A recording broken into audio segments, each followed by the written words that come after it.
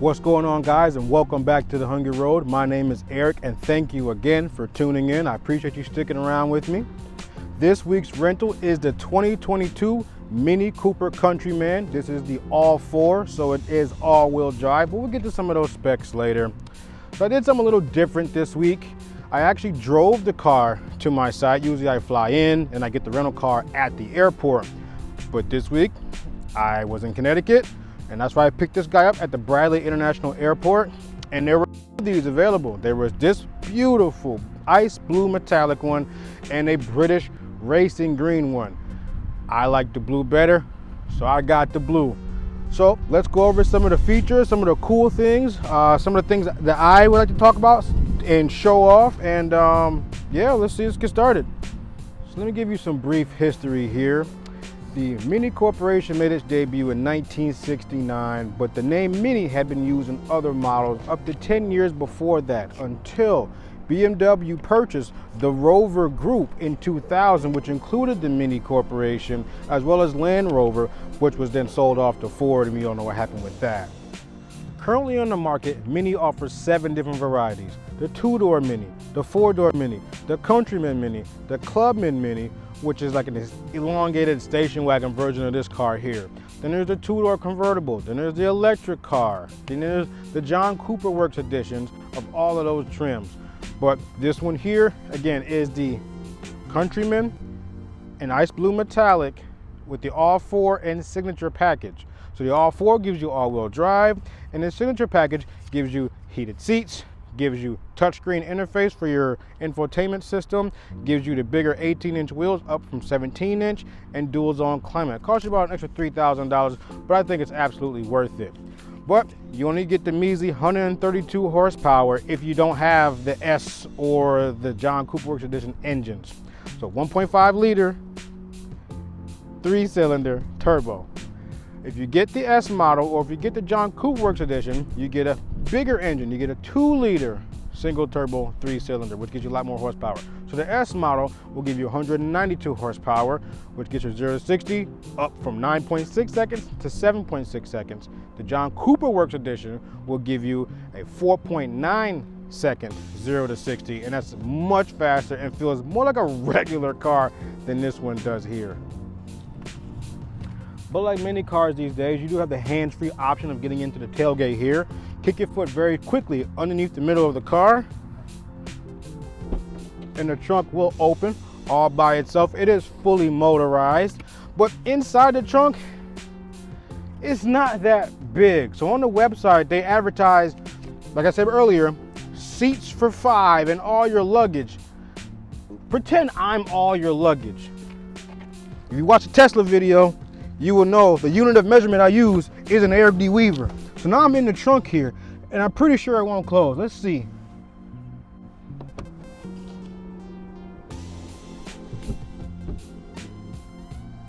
As you can see, 5 pieces of luggage does not fit in the Mini Cooper. And if you're stuck in here, it won't shut on you. To close it, do the same thing, or you can press the buttons up here, so you have an option to close the trunk without locking it, or you can press the lock button here and it will close the lid and lock it. To open the hood, pull the lever on the driver's side footwell once to unlock the hood. Again, to unlatch the hood, then you can walk around the front of the vehicle and lift the hood right up without having to fumble looking for latches and all kinds of stuff. So this is your key here. It's a very simple key fob. I do love the design of it. It's very different, very rounded like the rest of the car is. Mini logo on the back there. Unlock button up the top. Mini logo in the middle is the lock button. Trunk button is the third one down here. But if you happen to battery dies and you get locked out your car, there's a silver button on the side. Press that silver button and you can release the hard key here. Put this key into the slot down here in the bottom all the way in.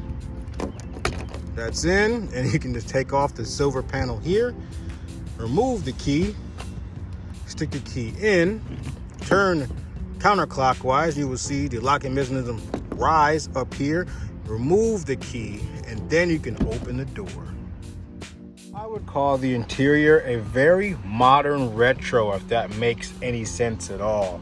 So what I mean is that we have things like toggle switches, you know, from like old school airplanes and machinery back in the day.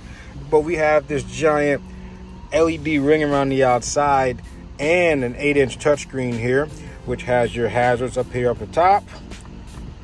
Parking features right here. You can turn off and on some of the features there.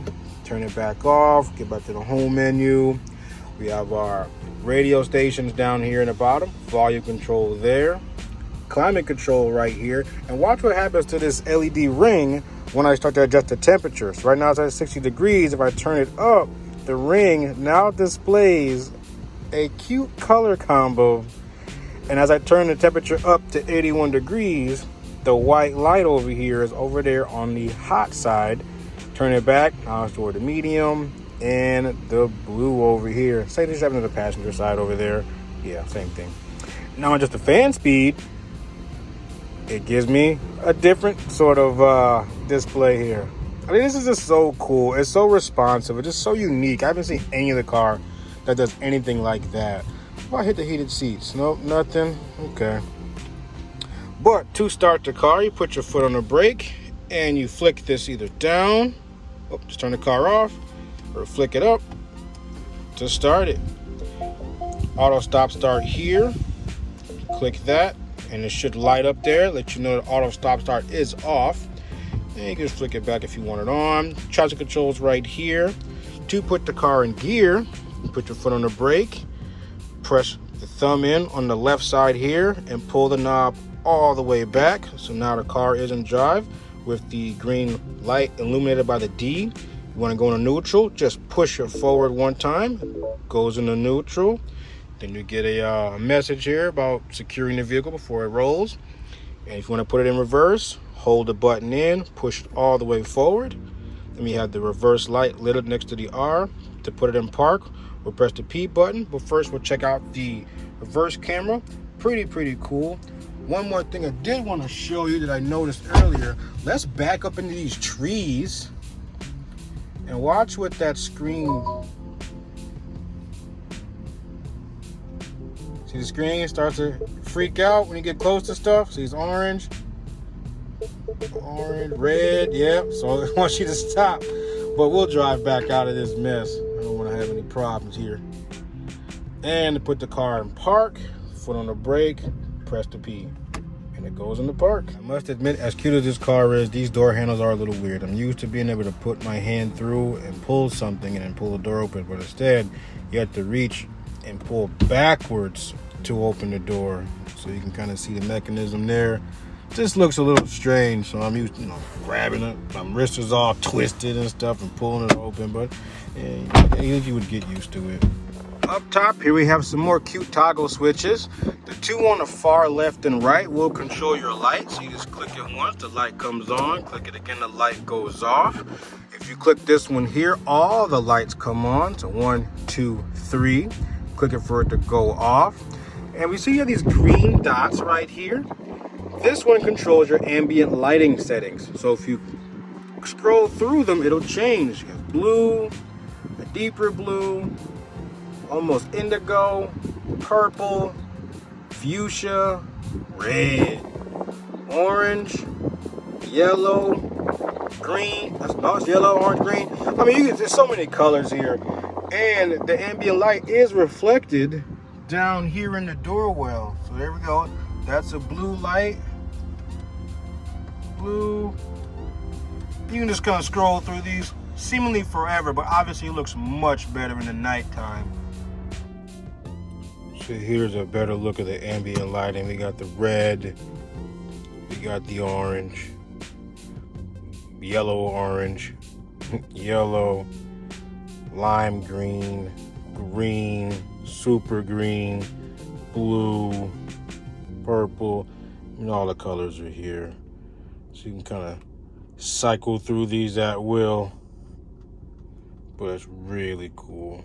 The last toggle switch in the middle here does control your panoramic sunroof. So you do need to open the moonroof first and slide the netting back manually. But then if you toggle this one more time, the roof does slide back all on its own.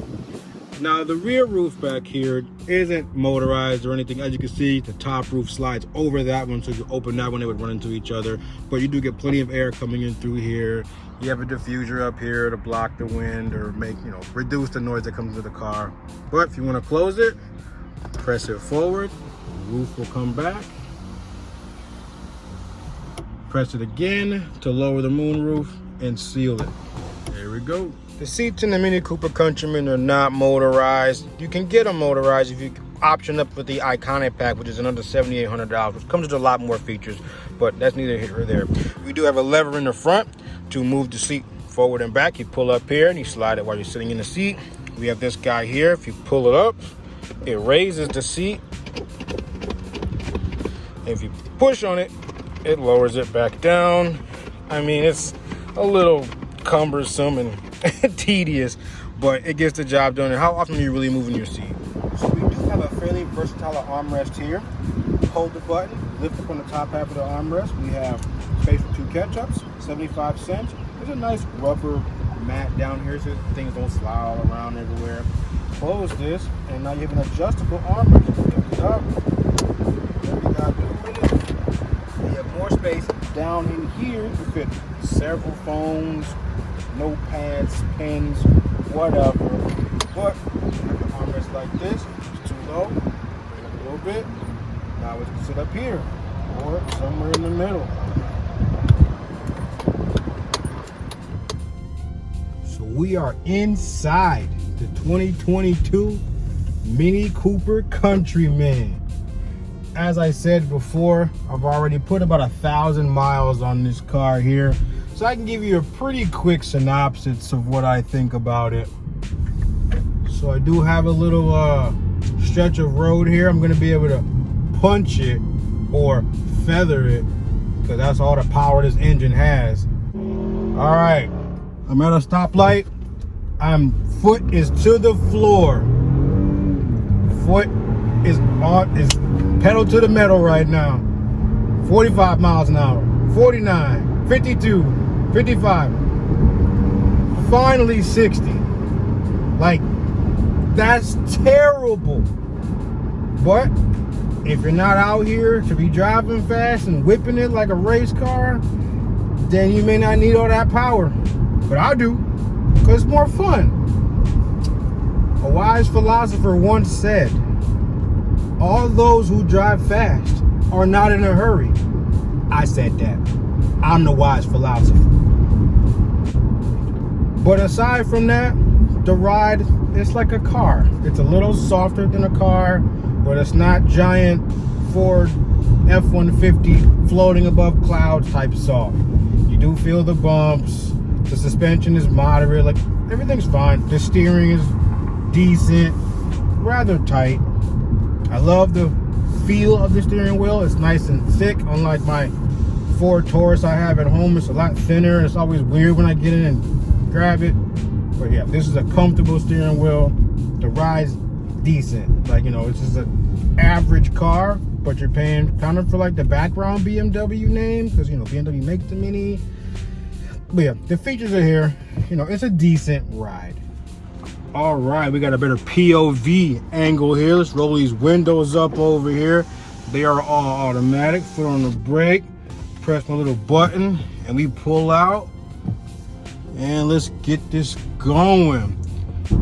So as we're coming to a red light here, one of the more annoying things about the car is the stop start feature. So yes, it's economical to have it on or whatever. So now we're at a red light. My foot goes all the way on the brake. As you can see, the RPMs dropped to the ready section. So the engine is off right now. But I'm gonna turn the auto stop start off, and you can hear the car kick back into life. But I don't feel the engine moving. And when I go to accelerate or take off, it still feels like the auto stop start is still on. I don't know if that's because of the lack of horsepower or the way the engine is set up, or if they really want you to have the auto stop start on, but it just doesn't feel like the engine's on when I go to take off, and you'll see here in a second. All right, see what I mean? Like, there's that hesitancy of when you go to put your foot on the gas from the brake, and it just doesn't feel like the engine's on. It still feels like the engine had to start up, and then you can continue on. But that is one thing I am annoyed with this car. I mean, granted, yeah, I got great gas mileage, average about 30 miles a gallon on the way here from Connecticut, 16-gallon tank, did 500 and it felt like 550 miles, or well over half the trip on one tank of gas, and I think that's pretty good. But yeah, I mean, that little stop start, you're not saving that much gas. It's the 3-liter 1.5 cylinder engine that saves the gas. Another thing that bugs me about this car is the way the cruise control and the speed limiter are set up. So if you look at my left hand here, the middle button is cruise control. I'm going to turn it on for 55 miles an hour, and I'm going to press the positive sign, which sets it. So now it's set at 60. But let's say I want to decrease it. I can press the bottom button down. One click is a mile per hour. If I give it a good click, it goes down 5 miles per hour. But let's say I want to speed up, which I usually do on a highway. I give it a couple good clicks, but the speed limiter button is right here to the right of the cruise control. So there have been many instances on the drive here from Connecticut where I've tried to speed up and I've pressed the limiter button, and as you can see, I just did it. So now my speed is limited to 60 miles an hour, but I really want to go 65. So now I'm trying to increase the speed. So now I've set the limiter to 80 miles an hour, but cruise control has been turned off. So now I need to go back, turn the limiter off, press cruise control, and it gets set back down to what I was just doing. So now I gotta click it up again, and then we have this speed. You know, I'm nitpicking a little bit, but it happened numerous times. Maybe because I got fat fingers. If you thin-fingered people out there, it might not happen to y'all, but it happened to me numerous times. So that's just one thing I didn't like. Is the limiter is right next to the cruise control. Who even wants a speed limiter? Like, what is even the point? I guess if you're a speed demon, not in this car though, you can't be a speed demon in this car. If you're a speed demon and you gotta limit yourself, then you can put the limiter on, but whatever. So let's talk more about this LED display right here. So in your display menu, you have what's called the center instrument option. That is what this is here. You click on it, and there's different ways you can have it set up. So there's different events that will trigger this thing to move. The heartbeat is a little red pulsing thing right here when you first turn the car on. Your parking assistant is when I demonstrated the car backing into something. Your telephone, so if you have a phone call, it'll react to your phone call. I mean, and all these different things here. The climate, what I mentioned earlier, that had the turn this right here. This is your climate. And your tone, which is the volume, it does the same thing for that. So it's really cool. But then there's the basic display, which you can leave on ambient lighting, which I have right now, or you can go down to color scheme and you can turn it to like red for sport mode, and there's another one called blue for lounge. But you can also turn it off, or if you want the engine speed to be displayed here, you can do that. So right now the car is in auto stop start off, but I have my red line over here, and the rest of this right here is going to be the RPM. So I'll get ready to leave the light right now. Engine kicked in, so here's a little white thing here. Let's mash it. Look how cool that is. I love this little display. And if that's not enough for you or too much for you, you can just put it on engine speed, and now your speedometer is here.